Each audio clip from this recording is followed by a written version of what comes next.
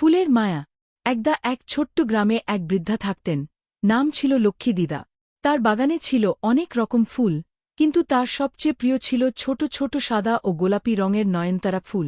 প্রতিদিন সকালে তিনি জল দিতেন, মাটি আলগা করতেন আর বলতেন, তোমরা তো আমার চোখের তারা।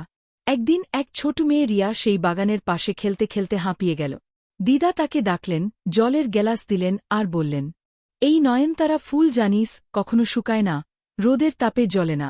এরা খুব সাহসী ফুল। রিয়া অবাক হয়ে জিজ্ঞেস করল, এরা সাহসী কিভাবে? দিদা হেসে বললেন, বৃষ্টি হোক, রোদ হোক, ঝড় আসুক, নয়নতারা কখনো ভেঙে পড়ে না। ছোট হলেও সে দাঁড়িয়ে থাকে, মাথা উঁচু করে। সেদিন থেকে রিয়া প্রতিদিন দিদার সাথে ফুলগুলোর যত্ন নিতে লাগল।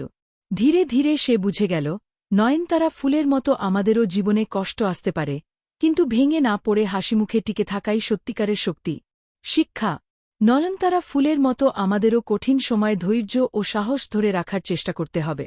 ছোট হলেও দৃঢ় মন মানসিকতা মানুষকে বড় করে তোলে।